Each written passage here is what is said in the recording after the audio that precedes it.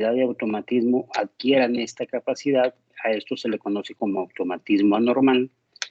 Y la otra posibilidad es lo que conocemos como actividad disparada, es decir, la creación de pospotenciales, los cuales se dividen de acuerdo al momento en que se presentan el potencial de acción en precoces, que son aquellos que se presentan en la fase 2 o en la fase 3 del potencial de acción, o bien el otro son los pospotenciales tardíos, que son aquellos que se presentan en la fase 4 del potencial de acción. En cuanto a las alteraciones en la conducción del impulso, estas pueden ser generadas por un bloqueo puro de conducción o por un mecanismo de reentrada. Entonces, pues para fines prácticos nosotros podemos tener arritmias que tienen una frecuencia mayor a la esperada, es decir, taquiarritmias, y arritmias con frecuencias menores a las normales, es decir, bradiarritmias. Las taquiarritmias se dan por alteraciones del automatismo, por actividad disparada o por reentrada. El mecanismo más frecuente es este último, la reentrada. Y las bradiarritmias son por alteraciones del automatismo o por la presencia de bloqueos. Como ejemplo de automatismo normal o alteraciones del automatismo normal, pues básicamente tenemos a la taquicardia y a la bradicardia sinusal, es decir, normalmente en estado de reposo el nodo sinusal dispara con frecuencias que varían entre 60 y 100 por minuto. En algunas ocasiones se incrementa la frecuencia de disparo del nodo sinusal y esto me da origen a una taquicardia sinusal. O en otras ocasiones disminuye la frecuencia de disparo de dicha estructura y esto me origina una bradicardia sinusal. Sin embargo, como vemos, el impulso se sigue originando a nivel del nodo sinusal. Ejemplos de automatismo normal. Decimos, bueno, normalmente el nodo sinusal es el marcapaso primario, pero de pronto algún otro marcapaso subsidiario usurpa la función y le gana, se rebela contra el nodo sinusal y le gana en su capacidad de generar estímulos. Entonces, ejemplos de esto, bueno, tenemos extrasístoles auriculares y ventriculares, taquicardias auriculares, taquicardias de la unión, los ritmos idioventriculares acelerados y la taquicardia ventricular que se presenta en los primeros días posinfarto, la taquicardia ventricular que no está relacionada a un proceso de repercusión. Decíamos la actividad disparada se da por pospotenciales, precoces o tardíos. Aquí hay una actividad gatillada, es decir, el foco depende del foco sinusal. Y habitualmente en esto tiene mucho que ver el AMP cíclico, incrementos en las concentraciones de AMP cíclico. Ejemplos de arritmias generadas por pospotenciales precoces, la taquicardia ventricular helicoidal en el síndrome de Cute largo y las arritmias por reperfusión. Y pospotenciales tardíos, la taquicardia ventricular que se da en el caso de la intoxicación digitálica, taquicardias auriculares y ventriculares catecolaminodependientes, las taquicardias ventriculares idiopáticas del tracto de salida del ventrículo derecho y las taquicardias ventriculares sensibles a adenosina que también se originan en el tracto de salida del ventrículo izquierdo. Alteraciones en la conducción del impulso, teníamos bloqueo puro de conducción, como su nombre lo dice. Hay un trastorno en la propagación del impulso que se puede dar ya sea a nivel de la unión sinoauricular, a nivel de la unión auriculoventricular o bien a nivel del sistema de conducción intraventricular, dándonos origen a los bloqueos de ramas, derecho, izquierdo, fascículos, etc. Y las reentradas, decíamos, pues, mecanismo más común, tenemos como algunos ejemplos, las taquicardias por reentrada sinoauricular, el aleteo auricular, la fibrilación auricular, la taquicardia por reentrada intranodal y las taquicardias por reentrada auriculoventricular. Estas últimas son aquellas que se presentan en el contexto de un síndrome de preexcitación.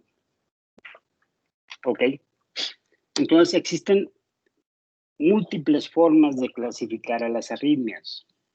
Una es de acuerdo al mecanismo de producción, es decir, si son automáticas, si son por actividad disparada o son por la entrada. Otro es de acuerdo a su regularidad en el electrocardiograma, si son regulares o irregulares. Otra es en cuanto a cómo es la morfología del complejo QRS, es decir, si es QRS angosto o QRS ancho. Esto es muy importante, sobre todo cuando estamos en urgencias, porque habitualmente una taquicardia de QRS angosto me presupone que el origen está por arriba de la bifurcación de las de His. No son tan peligrosas esas arritmias.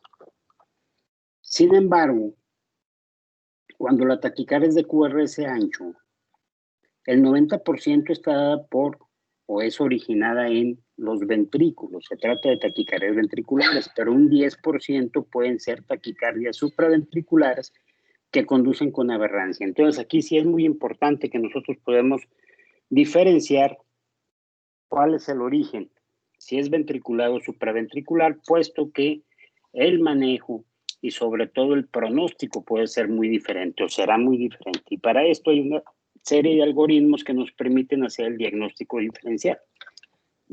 Otra forma de establecer o de clasificar a las arritmias es finalmente de acuerdo al sitio en donde se originan. Si se originan en el nodo sinusal, si se originan en las aurículas, en el nodo auriculoventricular o en los ventrículos. Y por cuestión didáctica, bueno, pues nosotros vamos a abordar el estudio de las arritmias de acuerdo a este último punto de vista, de acuerdo al sitio en donde se están originando. Entonces vamos a hablar obviamente primero de lo que es el ritmo sinusal y de las arritmias que se generan en esta estructura. Ya sabemos que en condiciones normales el nodo sinusal es el marcapaso cardíaco primario del corazón, dado que esta estructura es la que tiene una mayor capacidad de automatismo, es decir, una mayor capacidad de generar sus propios estímulos. Sabemos que esta estructura se localiza en el techo de la aurícula derecha, muy cercano a la desembocadura de la vena cava superior. Y también ya habíamos dicho que para hacer el diagnóstico del ritmo sinusal únicamente requerimos de dos criterios. Primero, obviamente, que haya una P precediendo al complejo QRS. Y segundo, consiste en la morfología de esa onda P. Sabemos que la onda P debe ser positiva en D1, en D2, en BF, de B2 a D6 y negativa en ABR. Decíamos, si se cumplen estos dos criterios, entonces hablamos de un ritmo sinusal. Por otro lado, sabemos que la frecuencia de descarga normal de este nodo oscila entre 60 y 100 latidos por minuto en estado de reposo. Entonces, cualquier cambio en alguna de estas tres características ya me constituye una arritmia sinusal, bueno, mal llamada arritmia sinusal. La mejor denominación es disritmia cardíaca, porque arritmia quiere decir que no tenemos ritmo. Entonces el paciente estaría en asistolia. ¿Ok, jóvenes? Entonces, bueno, las tres principales trastornos del ritmo que se generan a nivel del nodo sinusal son estos. Primero, la taquicardia sinusal. Es decir, es un ritmo que cumple con los criterios para hablar de ritmo sinusal, pero que tiene una frecuencia de descarga superior a 100 latidos por minuto. Y básicamente, jóvenes, tenemos tres tipos de taquicardia sinusal. La taquicardia sinusal fisiológica, la taquicardia sinusal inapropiada y la taquicardia ortostática postural. Las dos últimas, en cierta forma, me hablan de un trastorno a nivel del sistema nervioso autónomo, es decir, se presentan en el contexto de una disautonomía, sobre todo la última, la taquicardia ortostática postural. La taquicardia sinusal fisiológica, como su nombre lo dice, Es simple y sencillamente una respuesta del corazón para lograr suplir algunas demandas incrementadas de los diferentes tejidos del cuerpo. Por ejemplo, si un paciente hace fiebre, pues se va a taquicardizar. Si un paciente hace anemia, se va a taquicardizar. Si un paciente está tomando algunas sustancias que tienden a irritar al nodo sinusal, como el café, algunas drogas, el tabaco, etcétera, bueno, eso me va a generar una taquicardia. ¿Sí? Obviamente, cuando hacemos ejercicio, cuando nos enfrentamos a ciertos, estados de ansiedad, etcétera, etcétera. Es una respuesta a algún determinante específico. Un dato importante, jóvenes, es que la taquicardia sinusal fisiológica difícilmente supera una frecuencia de descarga de 150 por minuto. Entonces, cuando ustedes se enfrenten a un paciente con un electrocardiograma que muestra las características de un ritmo sinusal, pero la frecuencia está por arriba de 150, ya no piensen en este mecanismo. Puede ser cualquiera de estas otras dos. ¿Ok, jóvenes? Y como esta taquicardia, ya dijimos, está generada por alteraciones del automatismo, entonces como característica es que tiene o presenta un fenómeno de calentamiento y un fenómeno de enfriamiento. Ya lo habíamos dicho cuando hablamos de palpitaciones. Es decir, si nosotros logramos registrar el inicio o el final de una taquicardia, vamos a ver cómo progresivamente se va acelerando hasta que llega a un tope, se mantiene un tiempo ahí y después en forma progresiva va desacelerando hasta terminar la taquicardia. ¿Hecho? Sabemos que una función importante de la frecuencia cardíaca es la disipación de calor, jóvenes. Normalmente cuando un paciente hace o presenta fiebre, por cada grado centígrado que incrementa la temperatura arriba de 37 grados, nosotros esperamos como respuesta normal un incremento en la frecuencia cardíaca de alrededor de 3 a 5 latidos por minuto. Eso es la respuesta normal. Repito, la función es disipar calor. La taquicardia sinusal inapropiada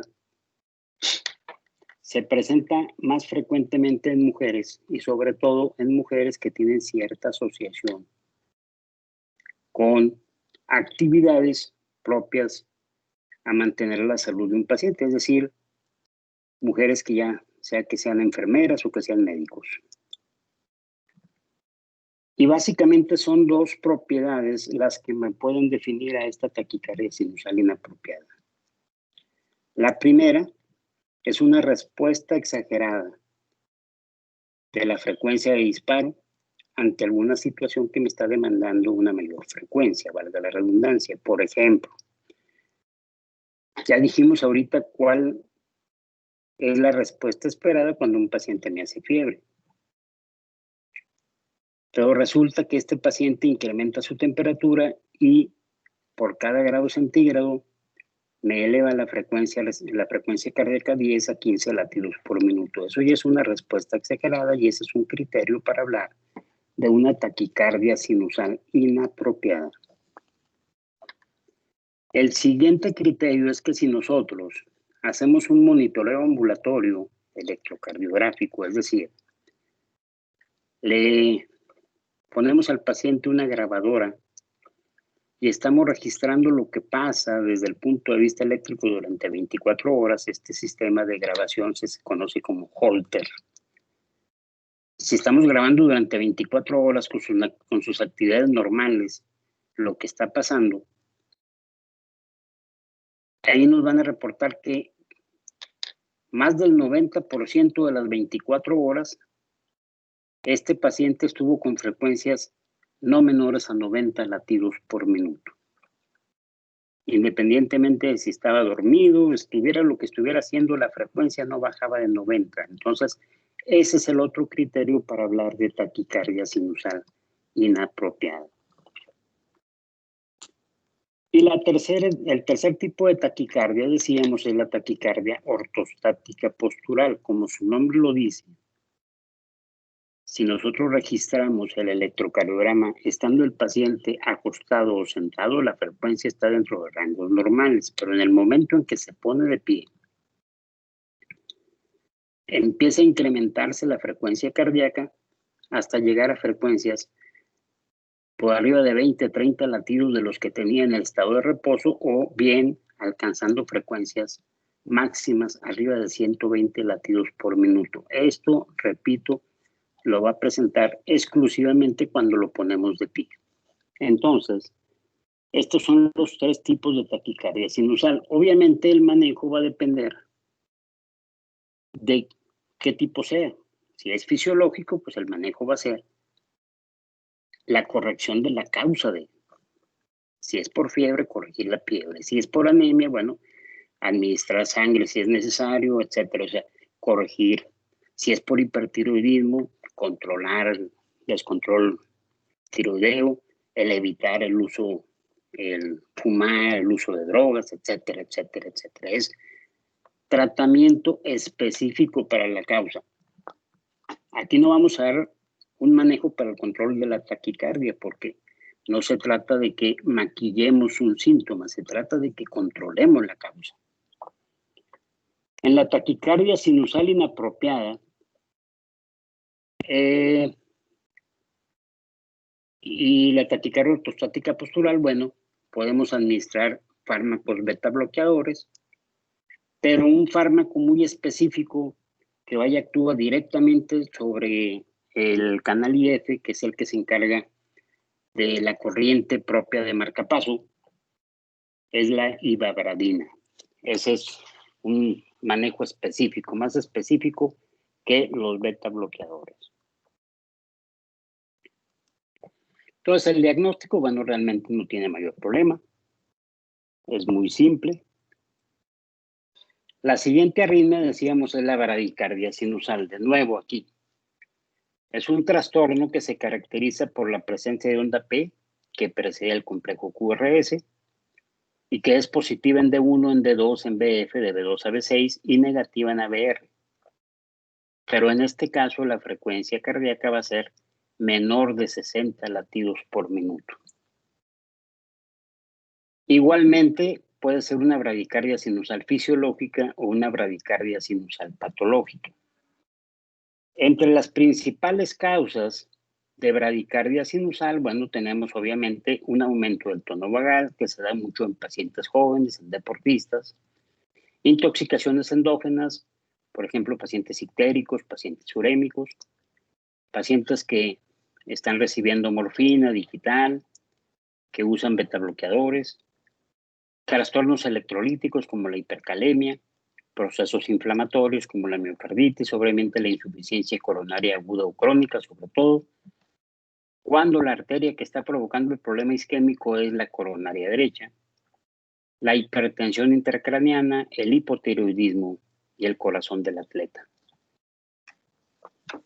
En estos casos es muy frecuente que se dé un reflejo de Bessel-Harris, donde se asocia bradicardia más hipotensión. Habitualmente es un reflejo pasajero que me puede, por un lado, confirmar el diagnóstico de problema coronario, problema isquémico, y si es o se da en un paciente que ya recibió terapia trombolítica, esto es un criterio de reperfusión. Y en la hipertensión intracraneana, bueno, ya verán ustedes que hay una triada de Cushing propio de pacientes con problemas neurológicos, que ya lo verán posteriormente en neurología en qué consiste. Decíamos, esta bradicardia puede ser fisiológica o patológica. Los criterios para definir una bradicardia como patológica son tres. Una frecuencia cardíaca menor a 40 latidos por minuto, una bradicardia que se presenta de preferencia en ancianos y sobre todo durante las horas del día. No podemos hablar de bradicardia patológica en un joven porque puede estar asociado o puede ser un atleta. Y tampoco si se presenta en la noche, porque ya sabemos que en la noche normalmente hay un incremento del tono vagal. Entonces, repito, básicamente tiene que ser una frecuencia muy lenta, menor a 40, que se presente en ancianos y de preferencia durante el día. Y habitualmente cuando hablamos de bradicardia patológica, esta es parte de un problema más importante como es la enfermedad del nodo sinusal, la enfermedad o disfunción del nodo sinusal, que habitualmente, pues el único tratamiento, si me da muchos síntomas, el único tratamiento que podemos aplicar en ellos es la inserción de un marcapaso definitivo. Aquí no hay pastillas, no hay fármacos para controlar esto. ¿Sí, jóvenes? Entonces vean, bueno, también el diagnóstico de una bradicardia sinusal es muy simple. Los diagnósticos de las arritmias que se generan a nivel del nodo sinusal está muy sencillo, jóvenes, no tiene mayor problema. Aquí, obviamente, en el contexto de un paciente con un infarto, vean la elevación del segmento ST. Todas estas trazos que se dan aquí son parte de un registro de una derivación D2, cara inferior. Y el tercer problema es la arritmia sinusal. Aquí, como dice la diapositiva, bueno, se trata de un trastorno del ritmo que se origina en el nodo sinusal, en el que se aprecian, variaciones en la frecuencia cardíaca superiores a 0.12 segundos entre dos intervalos PAP. ¿Sí? Es decir, hay cambios en la regulación autonómica. De pronto actúa el vago, de pronto actúa el simpático. Entonces, existen 4 tipos básicos de arritmia sinusal. La más conocida es la arritmia sinusal fásica respiratoria. Es decir, si nosotros escuchamos al paciente y estamos escuchando y vemos cómo hay cambios en la frecuencia de disparo cardíaca, ¿sí? Vamos a comprobar básicamente que los episodios de frecuencia cardíaca más alta se dan durante la inspiración y los episodios más lentos durante la expiración. Esto es muy frecuentemente observarlo. Y si ustedes leen algún libro, sobre todo en donde lo podemos identificar más fácilmente por cuestión de constitución, en los niños. Si ustedes leen un libro de cardiología pediátrica, ahí definen a esta arritmia como la arritmia de la buena salud cardiológica. Sin embargo, a pesar de esto, ya les había dicho, este es un motivo muy frecuentemente de interconsulta hacia cardiología porque un niño está con arritmia. Y créanmelo, llega la mamá toda histérica porque le dijeron que su niño tenía una arritmia, que era urgente que lo viera el cardiólogo, y resulta que lo revisamos, es una arritmia sinusal respiratoria, no hay mayor problema, pero para poder convencer a la mamá de que el niño no tiene ningún problema del corazón, lo mínimo que tenemos que hacerle es un ecocardiograma, que cuando el paciente lo tiene que pagar, le cuesta alrededor de 3,000 pesos. Y resulta que la mayoría de los pacientes que vemos nosotros en la clínica, por ejemplo, yo trabajo, bueno, en el IMSS, pero aparte trabajaba en el hospital universitario y trabajo en el Hospital General de Gómez Palacio, ahí es gente de muy escasos recursos económicos. Entonces, si ellos no tienen algún método de seguridad social donde se les esté viendo sin ningún costo, bueno, tendrán que pagar el ecocardiograma, pero jóvenes, por pagar un estudio que les va a decir que no tiene nada su niño, van a dejar de comer un mes porque les cuesta 3,000 pesos. Entonces hay que tener mucho cuidado cuando le decimos algo a un paciente, ¿sí? Los otros tipos de arritmia es la sinusal fásica no respiratoria, la ventrículo-fásica y la arritmia sinusal post-extrasistólica. Ya les había comentado también que, por ejemplo, en el paciente con un infarto agudo de miocardio, una de las formas de evaluar el riesgo de muerte arrítmica en el año que sigue a la instalación del infarto es evaluar una cosa que se llama variabilidad de la frecuencia cardíaca. Y esto lo podemos hacer muy simple buscando esta arritmia sinusal respiratoria. Si la arritmia sinusal está presente, eso me indica que el paciente tiene una buena variabilidad de la frecuencia cardíaca, es decir, está dominando el vago y el riesgo de muerte arrítmica es muy bajo. En cambio, si no hay arritmia sinusal, eso me indica que la rama del sistema nervioso autónomo que está dominando es la rama simpática y estos pacientes tienen un muy alto riesgo de muerte en el siguiente año, entonces hay que seguirlos muy de cerca. Y la arritmia sinusal, bueno, simple y sencillamente consiste en que si medimos un intervalo PAP que tenga entre las dos P's un complejo QRS contra otro intervalo PAP que no tenga complejo QRS, el primero, es decir, el que tiene un QRS intermedio, es más cortito que el que no tiene QRS. Anteriormente, jóvenes, o sea, en la medicina de pronto como que se dan muchas modas, ¿sí? Cuando yo estaba todavía en la residencia de medicina interna, inclusive en la residencia de cardiología, la moda era para todo dar digoxina. Ahora la moda es para todas las arritmias damos amiodarona. Pues no, no para todo es dar eso.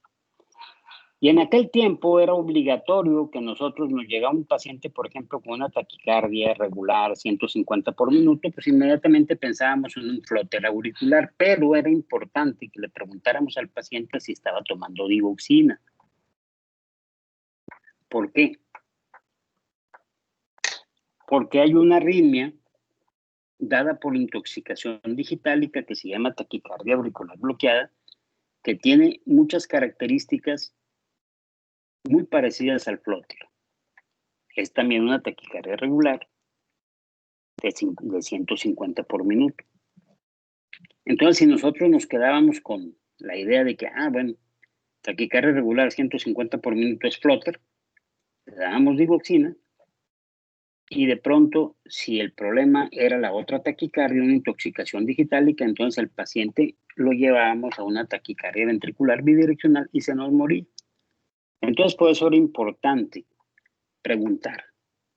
Y la arritmia sinusal ventrículo-fásica es un mecanismo que me ayuda a diferenciar el flóter de la taquicardia auricular bloqueada en el electrocardiograma. Le digo, actualmente ya no es tanto porque ahorita ya no usamos mucho la digoxina para el manejo de arritmias. Luego nos vamos más con la amiodarona. Buen fármaco, pero tiene un problema muy importante. ¿Cuál es la vida media de la amiodarona, jóvenes?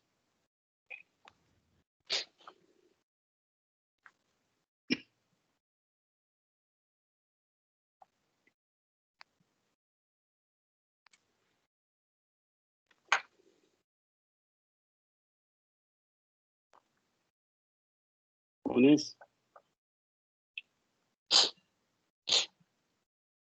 ¿A 103 días? ¿Mandé? ¿Cuánto? 103 días.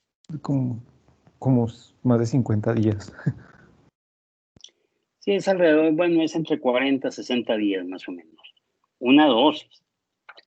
Obviamente tiene razón, no sé, ¿quién contestó primero? ¿Cómo te llamas, perdón? Bueno, tienes razón, Luis.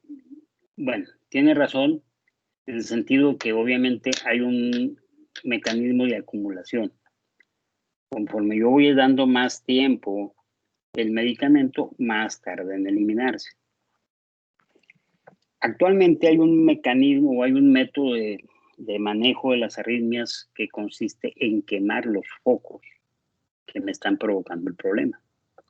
Se llama ablación por radiofrecuencia. Para nosotros poder hacer esa ablación, tenemos que llevar al paciente, primero desencadenar la arritmia, comprobar que la arritmia que nosotros estamos provocando en el laboratorio de electrofisiología es exactamente la que el paciente tiene en la clínica, y entonces sí proceder a quemarla. Pero un requisito importante es que para llevar y para poder desencadenar la arritmia, el paciente tiene que llegar al laboratorio de electrofisiología mínimo con 5 vidas medias de haber suspendido el fármaco. Entonces, si estamos hablando en promedio que la vida media de la amiodarona es de 40 a 60 días, pues tengo que suspender para poder desencadenar la arritmia de 240 a 300 días el fármaco. Entonces, pues como que no es muy.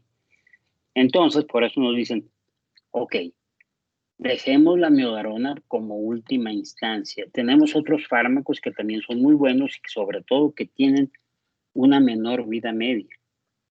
Si fracasa el tratamiento farmacológico, entonces ya suspenderemos, nos esperaremos a que pasen esas 5 vidas medias y lo llevaremos a la sala de electrofisiología para tratar de realizar la ablación del foco que me está provocando la arritmia. ¿Estamos jóvenes? Aparte, acuérdense que la amiodarona tiene infinidad de efectos adversos. De entrada, todos los fármacos antiarrítmicos tienen un efecto que se llama efecto proarrítmico, es decir, capacidad de generar arritmias más graves que la que yo estoy tratando. Número 1. Número 2, la gran mayoría me deprime la función miocárdica. Por eso, habitualmente damos, bueno, la amiodarona no tanto, pero el resto de los fármacos, bueno, generalmente se da una indicación es que no haya tanto problema miocárdico, pero aparte la amiodarona, fuera de estos dos eventos o fuera de estos dos efectos, tiene infinidad de efectos, fibrosis pulmonar, hipertiroidismo, ¿sí?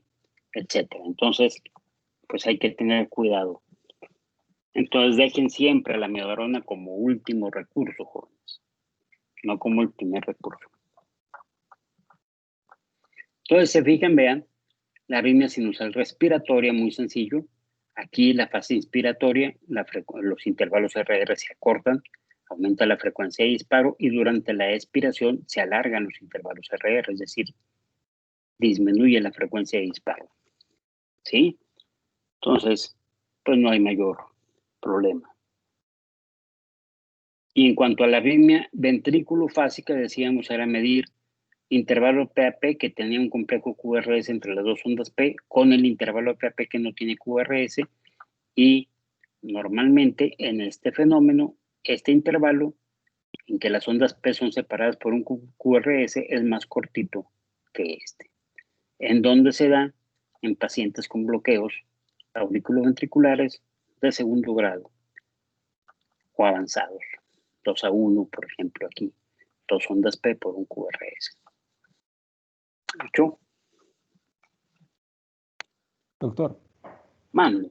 ahí la onda, la segunda onda P, ¿dónde está? ¿Está junto con la onda T? Antes de la onda T. Esta es la onda Ok. T. ¿Sí la ven? Y esta es la P. Entonces aquí tengo una P y acá tengo la otra. P, P. Ok. Aparece después del QRS, pero antes de la T. ¿Hecho? Sí. Y finalmente, bueno, otra arritmia es la taquicardia por entrada sinoauricular. Desde el punto de vista electrocardiográfico, se va a caracterizar de nuevo por ondas P con una morfología idéntica a la sinusal, complejos QRS estrechos. La frecuencia varía entre 80 y 200 por minuto, pero aquí, como su nombre dice, como es una reentrada, entonces un dato importante es que su inicio y su terminación son bruscos. Eso es lo que diferencia la reentrada del automatismo. El foco automático, recuerden, necesita calentar y enfriar. La reentrada no. ¿Sí? Sí. Tenemos después el marcapaso migratorio. Aquí es un trastorno del ritmo que se genera por un cambio periódico en el sitio de origen del impulso eléctrico del nodo sinusal. De pronto, el impulso sale de la cabeza del nodo sinusal, del cuerpo, de la cola y así, va cambiando. Entonces, electrocardiográficamente se va a caracterizar por una tendencia a frecuencias bajas, si no es una bradicardia sinusal como tal, sí cercano al límite inferior de la frecuencia normal, pero la característica importante es que cuando nosotros vemos las ondas PES en una derivación, vamos a encontrarnos con mínimo 3 morfologías diferentes, precisamente dado por esto, porque va cambiando el sitio de origen del impulso. Entonces, esto, repito, jóvenes, es lo que me caracteriza el marcapaso migratorio. Ondas P de al menos 3 morfologías diferentes en una derivación.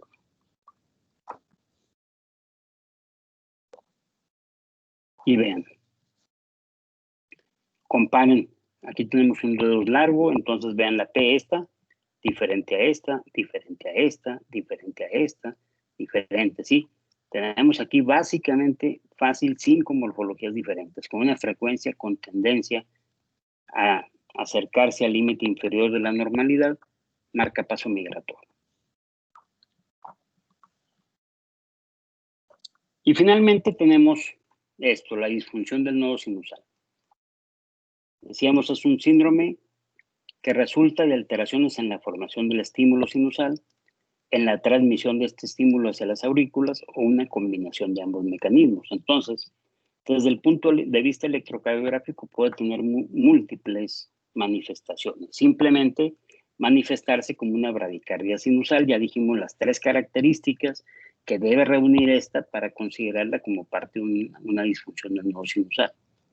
Puede presentarse también como un bloqueo sinoauricular, que puede dividirse en primero, segundo, tercer grado, y a nivel del electrocardiograma de superficie solo vamos a poder diagnosticar los bloqueos sinoauriculares de segundo grado.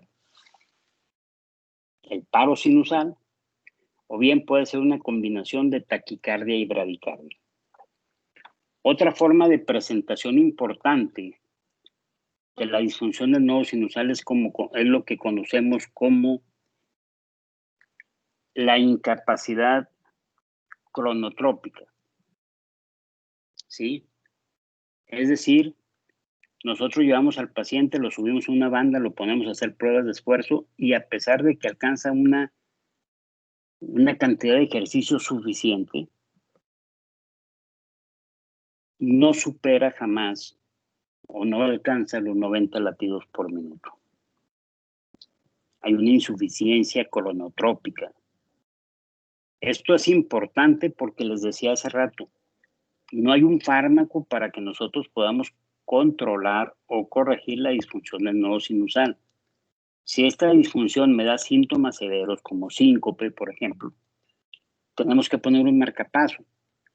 Pero si este paciente tiene una insuficiencia cronotrópica, tendremos que poner un marcapaso especial que tenga la capacidad de ajustar su frecuencia de disparo de acuerdo a los requerimientos del paciente. Si el paciente tiene insuficiencia cronotrópica y yo le pongo nada más un marcapaso común y corriente, el marcapaso va a estar disparando a 60 por minuto. Y entonces el paciente se va a ver limitado porque cuando hace ejercicio o cuando presenta fiebre o cuando cursa con algún periodo de anemia o cuando hace hipertiroidismo, el marcapaso no estimula a más de 60 por minuto. En cambio, si yo le coloco un marcapaso que tenga la capacidad de ajuste o capacidad de respuesta de la frecuencia, entonces cuando el paciente haga ejercicio, cuando haga anemia, cuando haga hipertiroidismo, cuando haga fiebre, entonces el marcapaso va a aumentar su frecuencia de disparo de acuerdo a lo que el paciente esté necesitando. Entonces, por eso es importante que podamos determinar cuál es la forma de presentación de estos pacientes. Entonces decíamos, bueno, pausa sinusal. Esto es el diagnóstico muy fácil. Tenemos aquí un ritmo sinusal normal y de pronto aparece una pausita, valga la redundancia, donde no tenemos P y obviamente no hay QRS. Pero si medimos la distancia o la duración de esta pausa y lo comparamos con estos, primero, no hay una relación matemática. Vean, por ejemplo, esta dura 2 segundos. Y el ritmo sinusal de bases tiene 720 milisegundos. Entonces, si dividimos este entre este, no hay una relación matemática exacta.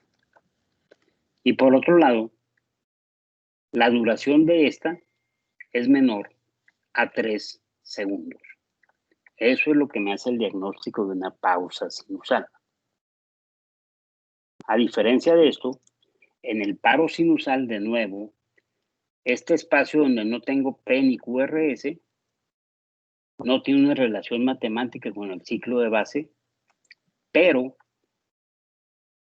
la pausa mide más de 3 segundos. Esto me habla de un paro sinusal. Y en los bloqueos sinoauriculares, lo importante es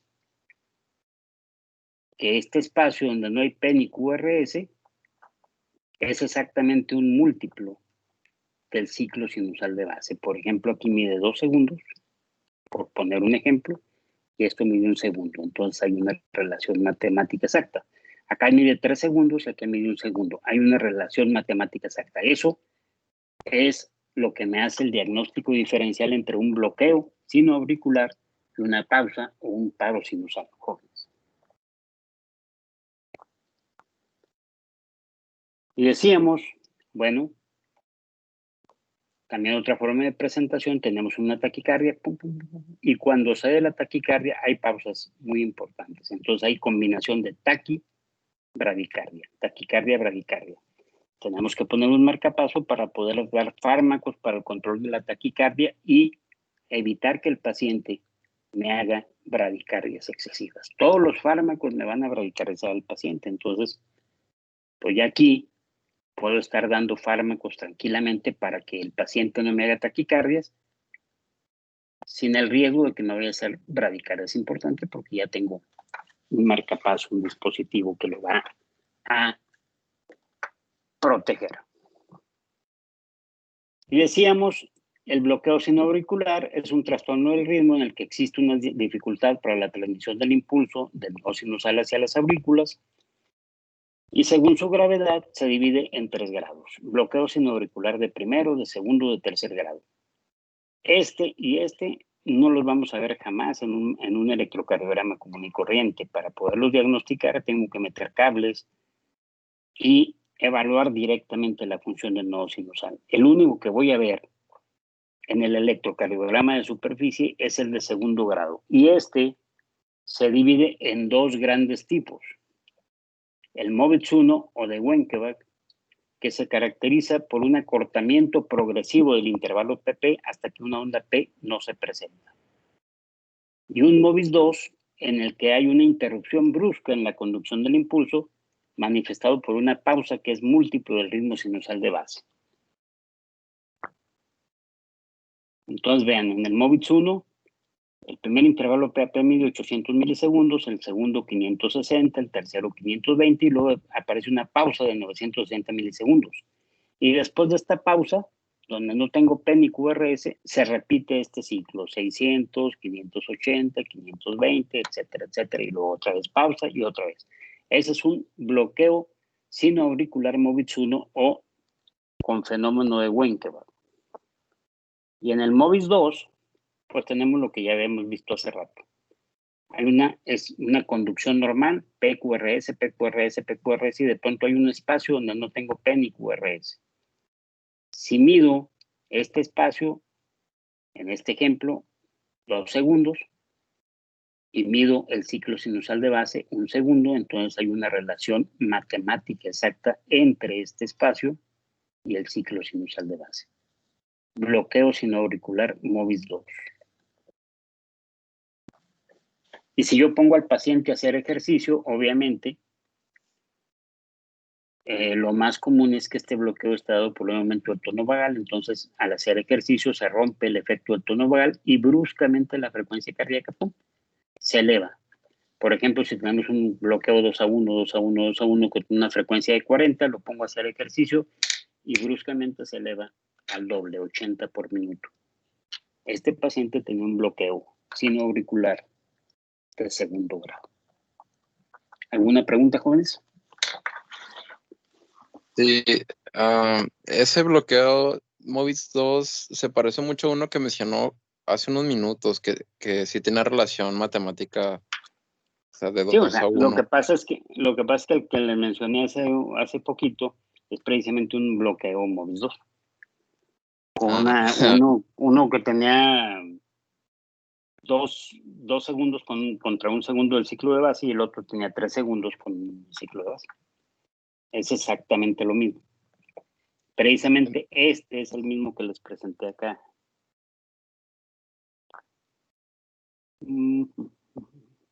Sí, está por ahí. Sí, que Ahí, era la diferencia es entre una este. pausa y un bloqueo. Así es. Ah, El otro es exactamente este. ¿Sí? ujú. Relación matemática. ¿Sí, jóvenes? Sí. ¿Qué es eso? ¿Preguntas, jóvenes?